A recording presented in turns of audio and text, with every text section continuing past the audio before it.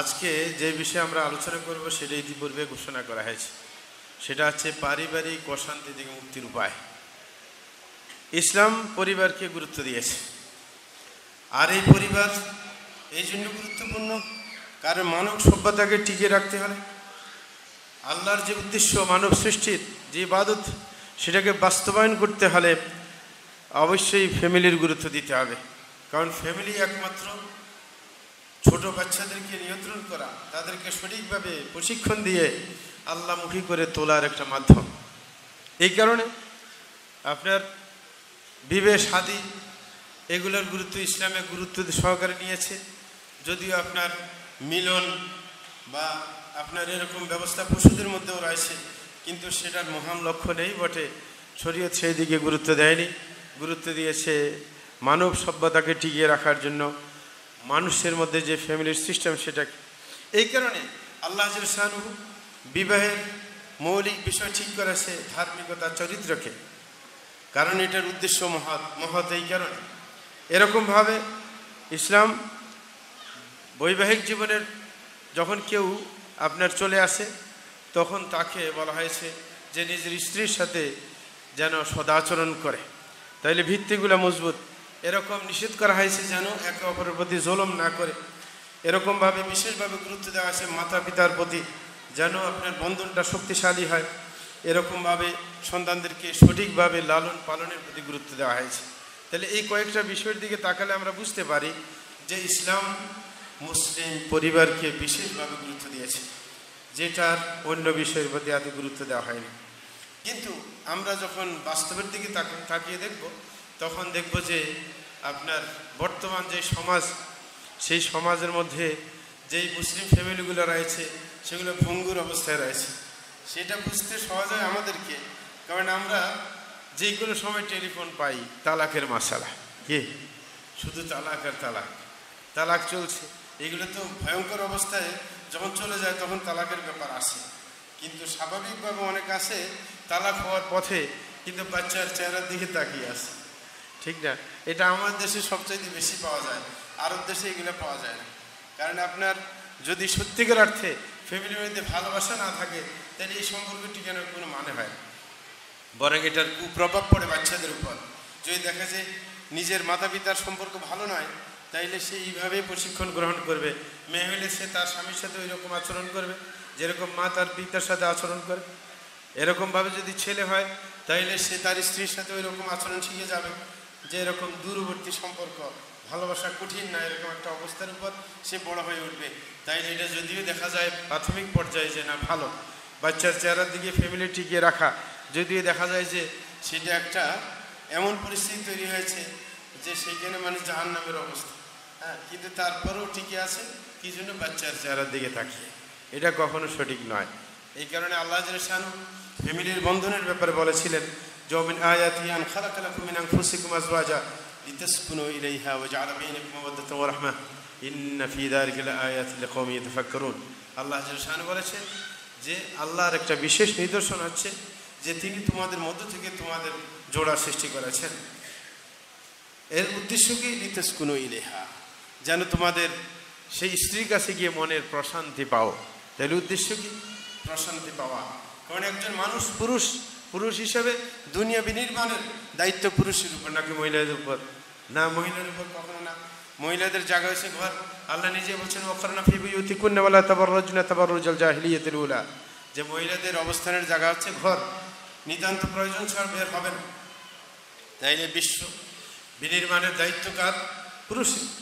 এই কারণে নেতৃত্বের যত পয়েন্ট আছে এগুলো সব দায়িত্ব কার? পুরুষ। সুতরাং পুরুষ ঘর থেকে যখন বের হয় তারপর দেখা যায় যে অনেক ঝক্কি ঝামেলা মানে পোহানোর পর সে রাত্রিবেলায় গিয়ে ঘরে অবস্থান করে। যদি সেইখানেও তার আপনার প্রশান্তি না মিলে তাহলে তার জীবনে আর কিছুই থাকে না। এবং যখন এমন পরিস্থিতি সৃষ্টি হয় তখন বাইরের কাজে ব্যাঘাত ঘটে, তখন সে সৃজনশীল চিন্তা আপনার বহন করতে পারে না, তখন কোনো মতে ডিউটি পালন করে আর কি। এই হচ্ছে অবস্থা। এই কারণে আল্লাহ শানুহু কেন নিদর্শন বলেছেন? হ্যাঁ, যে আল্লাহ স্ত্রীদেরকে সৃষ্টি করেছেন আমাদের মধ্য থেকে, এবং উদ্দেশ্য হচ্ছে যেন প্রশান্তি মিলে ঘরে গেলে। এবং আল্লাহ বলছেন এই প্রশান্তি মেলার জন্য আমি ব্যবস্থা করে দেই। ওই যে আলাবাইনাকুম মাওয়াদ্দাতান ওয়া রাহমা, যে একজন দেখা যায় যে আরেক ঘরের একজন ছেলে আরেক ঘরের একটা মেয়ে, আগের কোনো পরিচয় কোনো কিছু নেই, কিন্তু দেখা যায় যে বিবাহ বন্ধনে আবদ্ধ হওয়ার সাথে সাথে পরস্পরের মধ্যে ভালোবাসার সৃষ্টি হয়। এটা কে করেন? আল্লাহ নিজেই করেন। এই কারণেই তো আল্লাহ তুলনা দিয়েছিলেন এবং আরও এটা নিয়ে গবেষণা করার জন্য বলেছিলেন ইঙ্গিতপূর্ণভাবে। সেটা হচ্ছে আল্লাহ বলছে ইন্না ফি যালিকা লাআয়াতিন লিকাওমিন ইয়াতাফাক্কারুন, যারা বুদ্ধিমান মানুষ তারা যদি এই ব্যাপার নিয়ে চিন্তা করে অনেকগুলো নিদর্শন পেয়ে যাবে। তাহলে ব্যাপারটা খুবই গুরুত্বপূর্ণ ব্যাপার, বিবাহ বন্ধনের ব্যাপার, ফ্যামিলিগত ব্যাপার। এই কারণে যারা ইসলাম বিদ্বেষী তারা কিন্তু এই ব্যাপারটা ভালো করে বুঝে। এই কারণে মুসলিম সমাজের ফ্যামিলির যে প্রথা আছে এটাকে ধ্বংস করে দেওয়ার জন্য তারা পায়তারা চালায় এবং চালিয়ে আসছে প্রথমে। এখন তো আমাদের কে উপদেষ্টা প্রধান হয়ে গেছে, হ্যাঁ, তার এই যে গ্রামীণ ব্যাংকের এগুলোর প্রথম যখন শুরু হয়েছে আমরা দেখেছি যে এদের এই ক্ষুদ্র ঋণ প্রকল্পের কারণে কত ফ্যামিলির যে অবস্থা, হ্যাঁ, একবারে বেগতিক হয়ে গেছে, ঠিক না? মহিলাদেরকে যখন টাকা দেখিয়ে দিয়ে নিজের পায়ে নিজে দাঁড়ানো শিখবে তখন তার পুরুষের কোনো গুরুত্বই থাকে না, নাকি? হ্যাঁ, কারণ আল্লাহ যেটা সিস্টেম করেছেন সেটা হচ্ছে পুরুষ নির্ভর, সমস্ত দায়ী দায়িত্ব কার? পুরুষের। আর রিজাল কওয়ামুন আলা নিসা, হ্যাঁ, তাইলে পুরুষ হচ্ছে কর্তৃত্বশীল। দুইটা কারণ বলছে বিমা ফাদ্দালাল্লাহু বা'দাহু আলা বা'দ, যে ওই একটা আল্লাহর পক্ষ থেকে শ্রেষ্ঠতা আছে পুরুষের।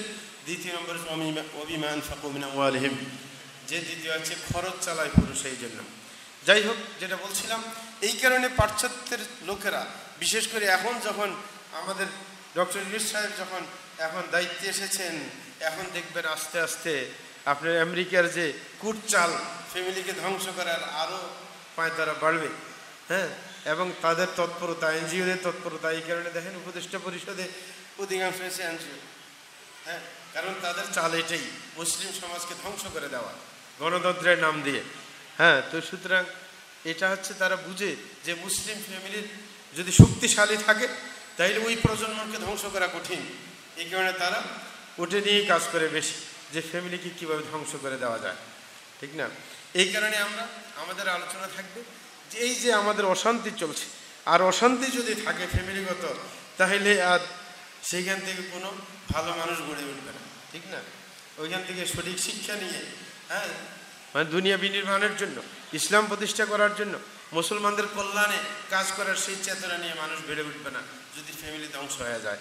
এই কারণে দেখা যায় যে যাদের পিতা নেই, তালাক দিয়ে ফেলেছে তার মাকে, এরকম ছেলে গড়ে ওঠা খুবই কঠিন, খুবই কঠিন।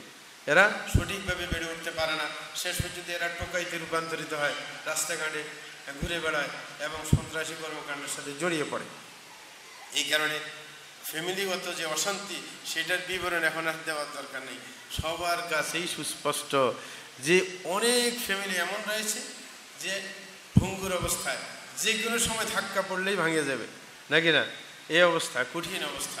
তো অশান্তির কোনো শেষ নেই ফ্যামিলিগত, না বাচ্চার শান্তি আছে, না স্ত্রীর শান্তি আছে, না স্বামীর শান্তি আছে, হ্যাঁ। অনেকে এমন বলে, জিজ্ঞাসা করে যে ঘরে গেলে মনে হয় যে জাহান্নামে আসছে, নাকি? মানে এমন পরিস্থিতি যে শান্তির জায়গায় অশান্তি আরও বেশি করে শুরু হয়ে যায়। তখন অনেকে বিপরীত পথ অবলম্বন করে, ঘরে আসতে চায় না, বিকল্প জায়গা খুঁজে, বন্ধুর সাথে আড্ডা দেয়, আসে না, ঘরে দেরিতে আসে, বন্ধু বান্ধবের সাথে জায়গায় জায়গায় আড্ডা দেয় কাজের শেষে। সুতরাং এইভাবে ফ্যামিলিগুলো ধ্বংস হয়ে যাচ্ছে। তো এই যে ফ্যামিলিগত অশান্তি এবং ভঙ্গুর যে অবস্থা ফ্যামিলির, এই ভঙ্গুরতা থেকে মানে উত্তরণের জন্য এবং সত্যিকার প্রশান্তির যে জায়গা আল্লাহ জানেন ফ্যামিলিকে চয়ন করেছেন, সেই শান্তি পাওয়ার মাধ্যম কি সেটা আমাদের গুরুত্ব দিয়ে জানা দরকার। অশান্তি আর বিস্তারিত বলার কোনো দরকার নেই, দরকার হচ্ছে অশান্তি থেকে আমরা কিভাবে বেরিয়ে আসবো। আল্লাহ জানেন যে উদ্দেশ্যে এই ফ্যামিলির বন্ধনকে সৃষ্টি করেছেন সেই জায়গায় কিভাবে আসবো, সেই উদ্দেশ্য কিভাবে হাসিল হবে এবং এই বন্ধনটুকু টিকিয়ে কিভাবে নতুন প্রজন্মকে আমরা গড়ে তুলবো ইসলাম মুসলমানদের কল্যাণে, সেটা আমাদের জানা দরকার। যদি সেটা আমরা বলতে যাই, দুইটা ভাগে আমাদের বলতে হয়। একটা হচ্ছে যে কিছু কৌশল এমন আছে যেই কৌশলগুলো ধর্মীয় দৃষ্টিকোণে আমাদের বলবো যে ধর্মীয়, আর কিছু আছে ফ্যামিলিগত বিষয় যেগুলোর কারণে অশান্তি আসে, যেগুলোর যদি আপনার উত্তরণ আপনার করা হয় তাইলে আপনার সঠিক শান্তি ফিরে আসবে। প্রথমে আমরা ধর্মীয় ব্যাপারে যাই, কারণ প্রথমত ফ্যামিলি গঠনের ব্যাপারটাই ধর্মীয়, নাকি? আল্লাহ জাল্লাহু অন্য পশুদের মতো মিলনের সুবিধা করে নাই, মানুষের হালাল পন্থায় এই ফ্যামিলির বন্ধনটা এসেছে। তাহলে মূল ভিত্তি কি? শরীয়ত।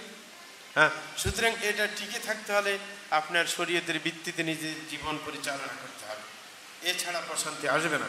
তাইলে প্রথম আপনার যদি ফ্যামিলিগত আমরা শান্তি চাই, তাইলে পরিপূর্ণ দিনের উপর আমাদেরকে উঠতে হবে এবং দুইজনেরই কমিটমেন্ট থাকতে হবে যে আমাদের মধ্যে যদি কোনো ঝামেলা হয় তাইলে যেন শরীয়ত সম্মতভাবে এটার ফয়সালা হয়।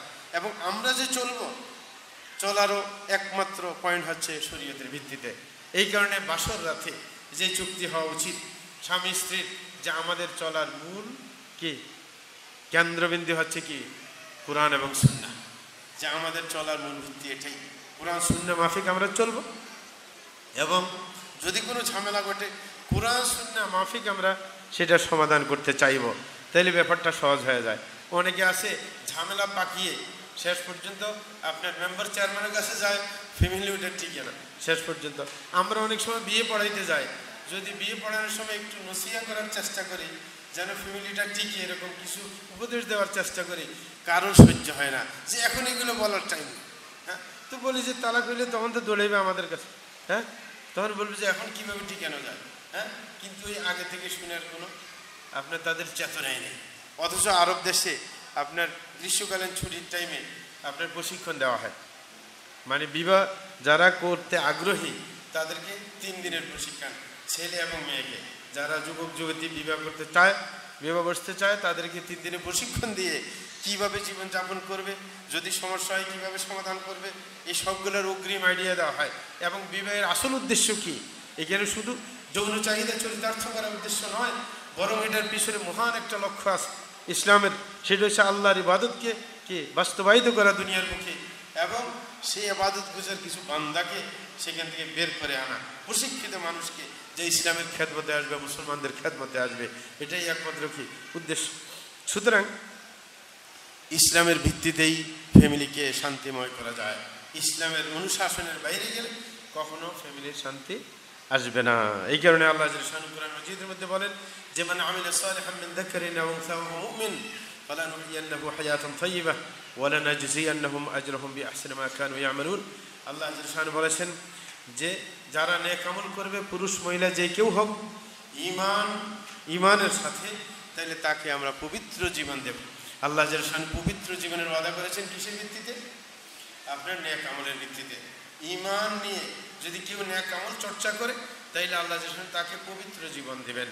পবিত্র জীবন সেটা হচ্ছে এমন জীবন যেটা হালালের উপর ভিত্তি করে চলবে, যেটা অল্পতে তুষ্ট থাকার সেই মানসিকতা লালন করবে। কারণ অধিকাংশ ফ্যামিলি আছে অল্পতে তুষ্ট না থাকার কারণে ভেজাল লেগে যায়, নাকি না?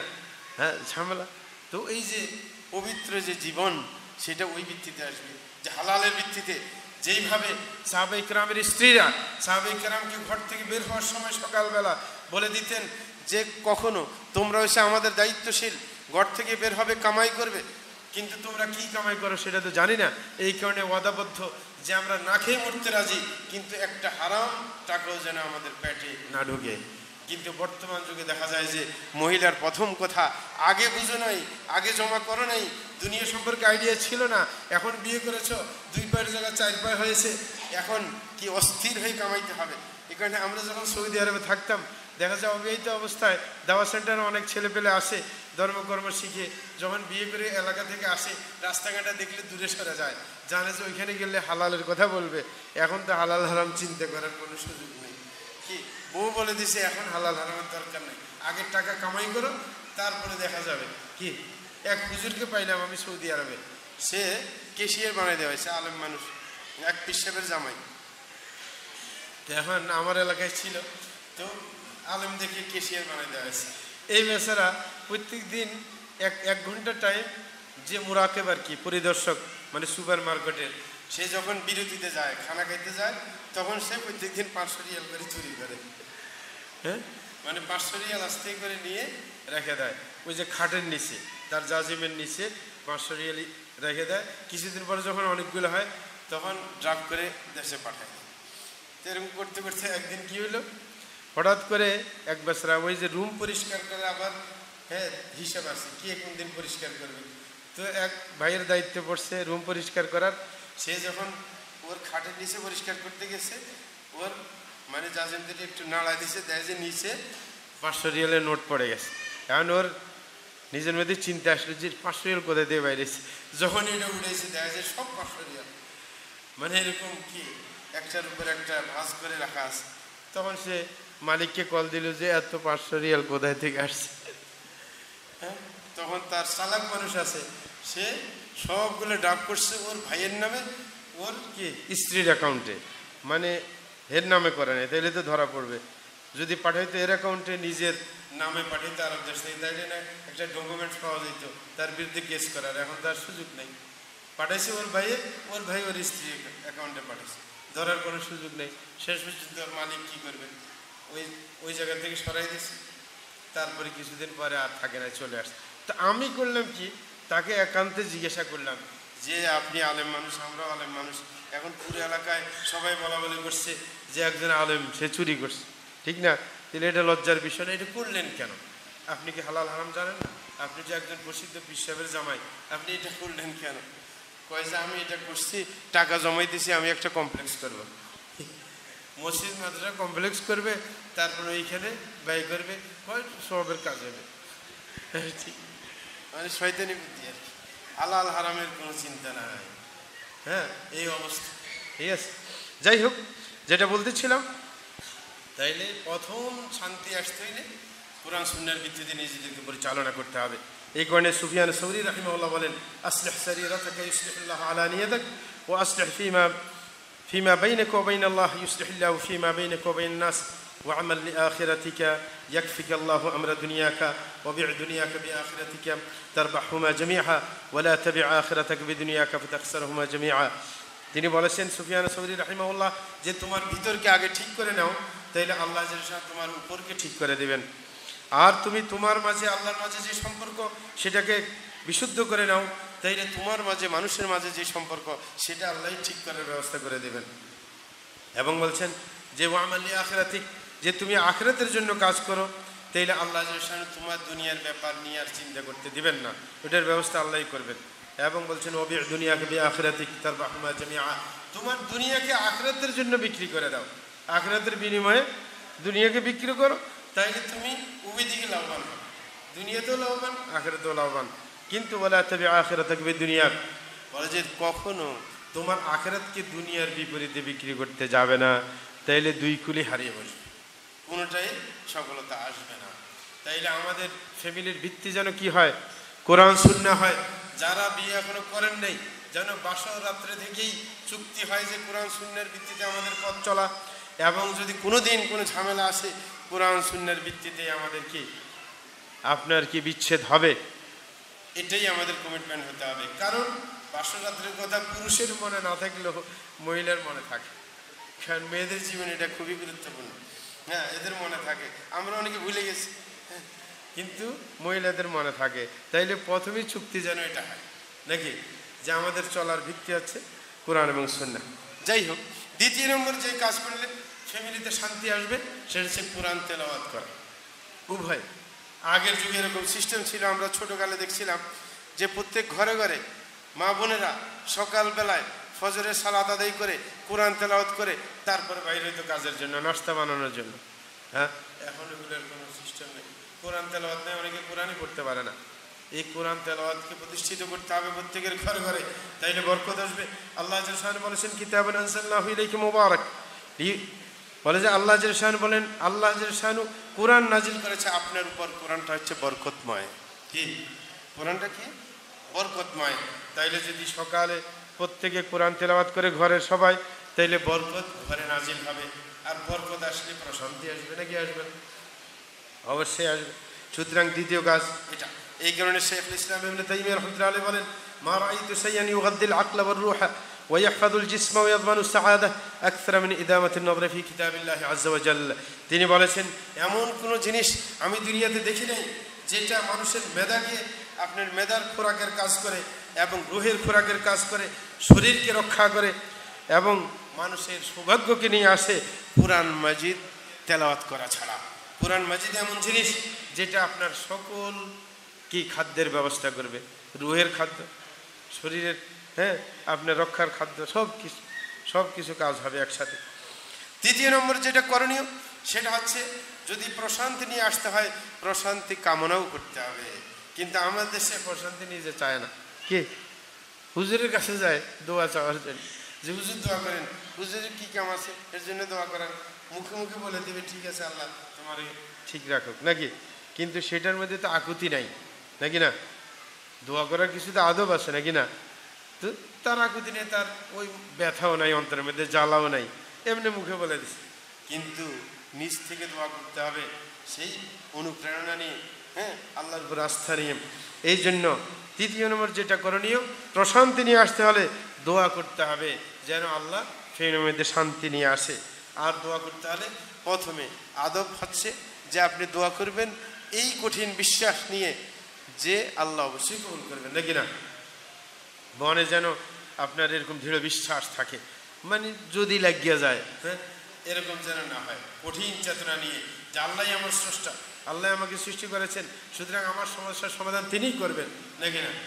সুতরাং এই আস্থা নিয়ে দোয়া করতে হবে অবশ্যই, এবং আপনার নিজের যে দুর্বলতা এবং নিজের যে অক্ষমতা সেটা আল্লাহর কাছে তুলে ধরতে হবে, এবং নিজে পাপ করে থাকলে পাপ থেকে পাপের কথা স্বীকার করতে হবে, যেটা আপনার সাইয়্যিদুল ইস্তিগফারের মধ্যে আছে।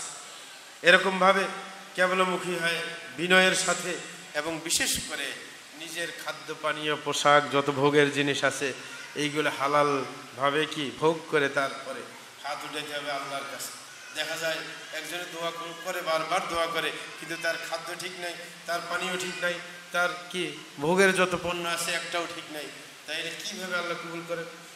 রাসূল আকরাম এই কারণে বলছে ফান্না ইউস্তাজাবু লিযালিক, এর দোয়া কীভাবে কবুল হবে? এটা তো আশ্চর্য, হইতেই পারে, তার তো কোনোটাই ঠিক। তাইলে তৃতীয় নম্বর কাজ কি?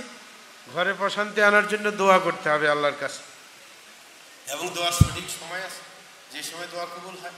প্রত্যেক দিন আপনার আজান হয়, আজান একাবাদের মধ্যবর্তী সময় দোয়া কবুল হয়। আপনি সালাত আদায় করেন, সালাতের মধ্যে কি সিজদার মধ্যে দোয়া কবুল হয়, সালামের আগে দোয়া কবুল হয়। এরকম বিশেষ বিশেষ মুহূর্ত, আমার দেশে বৃষ্টি আসে, বৃষ্টি যখন পড়ে তখন দোয়া কবুল হয়। এরকম অনেকগুলো ক্ষেত্র আছে, শেষ রাত্রে দোয়া কবুল হয়। সুতরাং সেইগুলোকে খুঁজে বের করতে হবে, সেই সময় আল্লাহর কাছে ধন্যবাদ দিতে হবে। 4 নম্বর যেটা করণীয় প্রশান্তি নিয়ে আসতে হলে সেটা হচ্ছে মাতা পিতার সাথে সদাচরণ করতে হবে। কি মাতা পিতা আছে, অনেকে বিয়ে করার পর মা বাপকে চিনে না, শ্বশুর শাশুড়িকে মা বাপ বানিয়ে নেয়।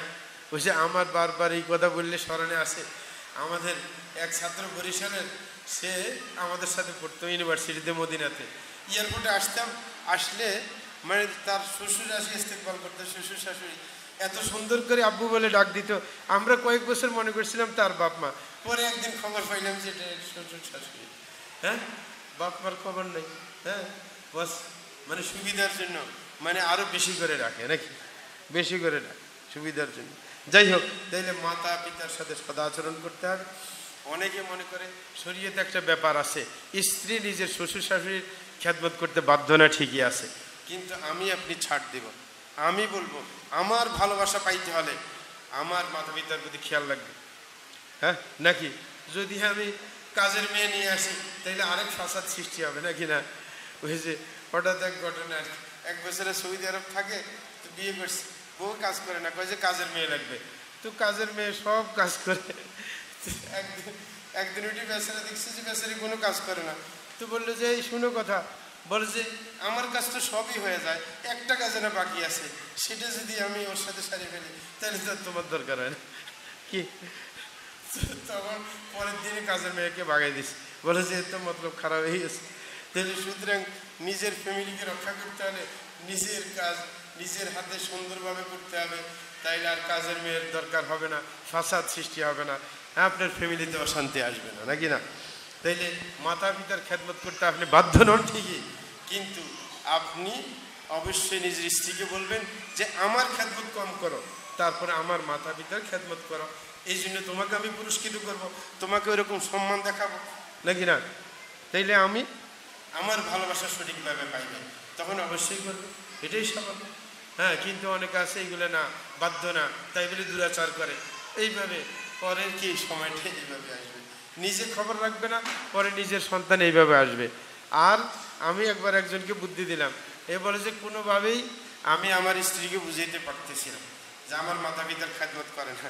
তা আমি বুদ্ধি দিলাম ওকে যে আপনি সন্তান, স্ত্রী সন্তান সবকে একত্রিত করে বলবেন যে আমার মাতা পিতার দিকে খেয়াল রাখবে, যদি খেয়াল না রাখো, আমি যদি বাঁচি থাকি আমার ছেলেরা বিয়ে করলে ওদেরকে বললে তোমার খেদমত না করতে।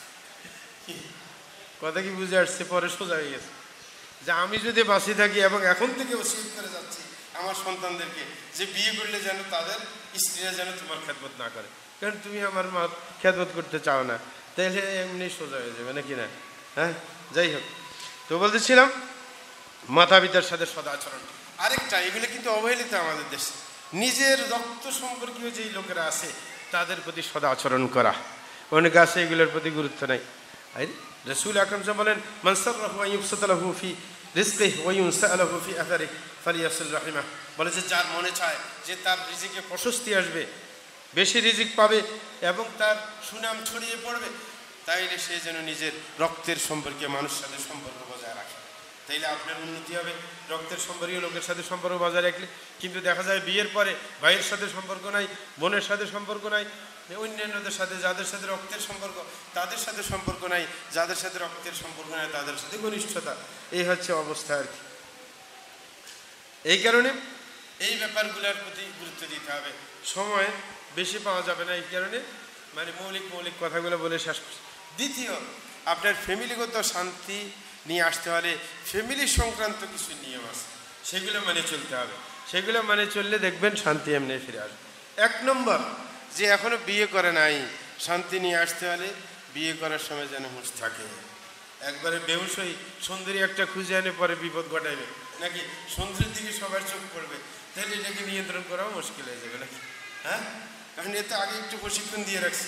কে অন্যের সাথে সম্পর্ক ট্রেনিং আছে না অনেকের স্কুল কলেজ থেকে, সুতরাং এর নিয়ন্ত্রণ করাই বিপদ হয়ে যাবে। এই কারণে রাসূল আকরাম সাল্লাল্লাহু আলাইহি ওয়াসাল্লাম পরামর্শ দিয়েছেন, তুনকাহুল মারআতু লিআরবা, যে মেয়েদেরকে সাধারণত বিয়ে করা হয় 4টা কারণে।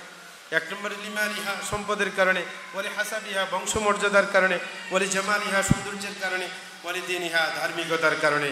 কিন্তু রাসূল অন্যগুলোর প্রায়োরিটি দেন নাই। রাসূল বলছেন, ফাদফার বিদাতিদ দ্বীন তারবিয়াতি ইয়াদাক, যে তুমি ধার্মিকতাকে প্রায়োরিটি দিবে তাইলে তুমি সফল কাম হবে।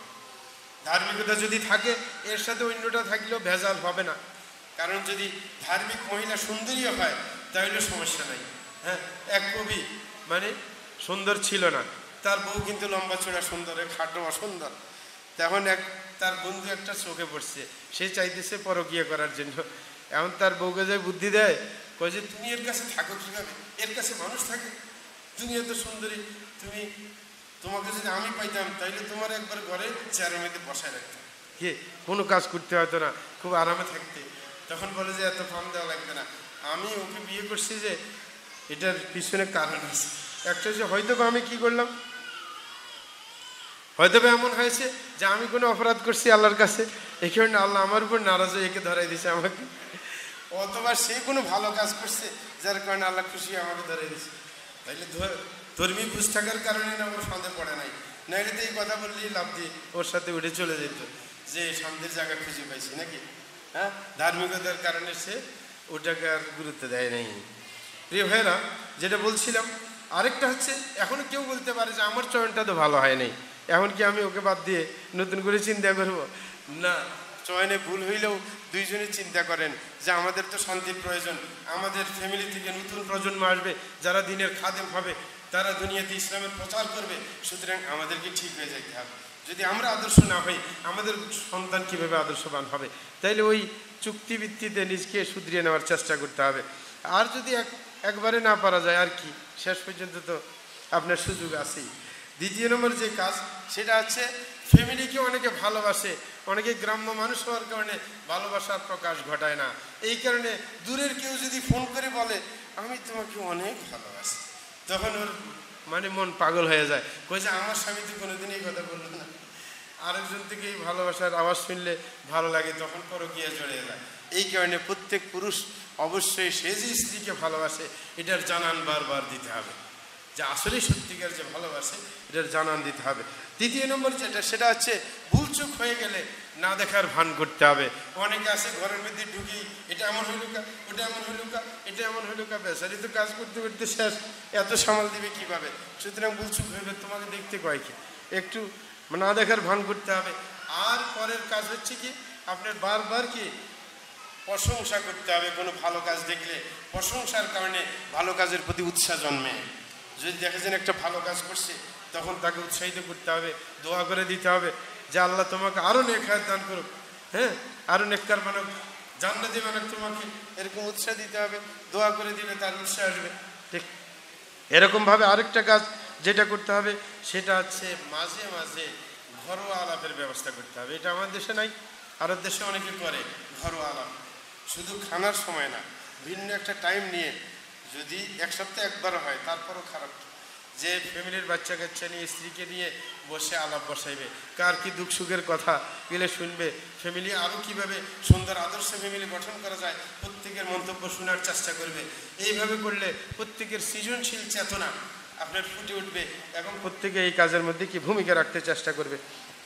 আরেকটা হচ্ছে, বিশেষ করে অনেকে আছে বেশি বেশি আপনার কি আরেকজন থেকে চাওয়ার ভাবটা বেশি, এটা কিন্তু মুশকিল না। আপনি বেশি চাইবেন না। না স্ত্রী স্বামীকে বারবার বলবে যে আমাকে এটা আনি দাও, ওটা আনি দাও, প্রত্যেক দিন বিরক্ত করবে। না স্বামী স্ত্রীকে বিরক্ত করবে, ঘরে গেলে পানিও ঢেলে খায় না, বলছে পানি নিয়ে আসো, হ্যাঁ এটা নিয়ে আসো, ওইটা নিয়ে আসো, ওইটা নিয়ে আসো। হ্যাঁ, তো ওই ব্যস্ত খানা পাকানো নিয়ে ওকে বলে যে ওটা নিয়ে আসো। তো ব্যস্তের উপর ব্যস্ত করলে তো মন খারাপ হয়ে যায়, ঠিক না? সুতরাং নিজে যদি কর্তৃত্বশীল, কিন্তু নিজেও কিছু কাজ সামাল দিতে হবে, নাকি বারবার চাইতে হবে না। বারবার যদি আপনি কাজের অর্ডার দেন, তখন ঝামেলা লেগে যাবে।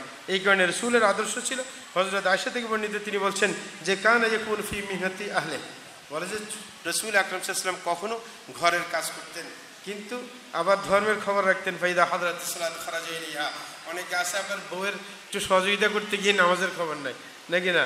বলে যে না, রাসূলের ব্যাপার ভিন্ন, ঘরের কাজে সহযোগিতা করতেন, আজান দিলে কিন্তু মসজিদে গিয়ে রওনা করতেন। আরেকটা ব্যাপার, সেটা হচ্ছে নিজের শরীরের পরিপাটির দিকে খেয়াল রাখতে হবে। অনেক আছে বিয়ে করছে, তারপরে না স্বামী নিজের কি শরীরের খবর রাখে, ঠিক না, না স্ত্রী নিজের সৌন্দর্যের প্রতি খবর রাখে। দেখা যায় যে বেড়াইতে গেলে সুন্দর কাপড় পরে, কিন্তু ঘরে থাকলে কি ময়লা কাপড় নিয়ে থাকে, তাহলে আকর্ষণ সৃষ্টি হবে না। পুরুষও ঘরে আসলে সুন্দর সুগন্ধি ব্যবহার করে নিজের অবস্থানকে তুলে ধরবে স্ত্রীর কাছে, স্ত্রীও নিজের কি অবস্থানকে তুলে ধরবে স্বামীর কাছে, যেন অন্যদিকে চোখ না যায়। এরকমভাবে আরেকটা ব্যাপার খেয়াল রাখতে হবে, সেটা হচ্ছে এমন কোনো কাজ করা যাবে না যেটা ফ্যামিলির কোনো সদস্যকে বিরক্ত করে। আরেকটা ব্যাপার, সেটা হচ্ছে অনেক সময় নিজের অনেক চাহিদাকে ছাড় দিতে হবে আরেকজনের ব্যাপার চিন্তা করে, নাকি?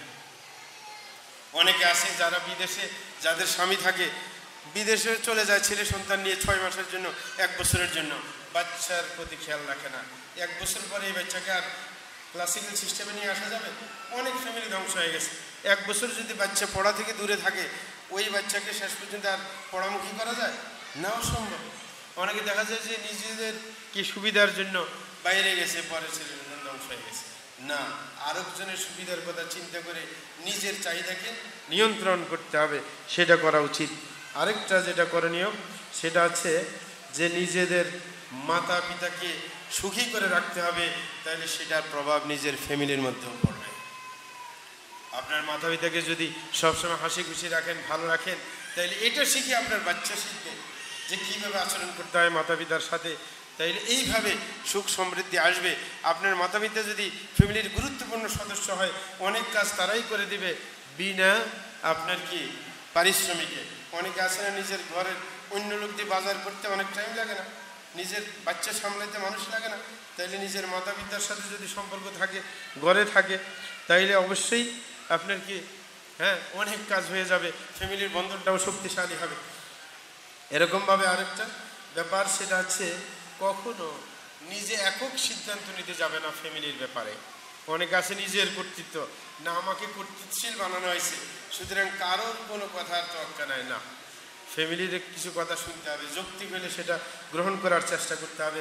আরেকটা হচ্ছে বিশেষ করে আপনার নিজকে আপনার আদর্শিক পর্যায়ে নিয়ে আসতে হবে।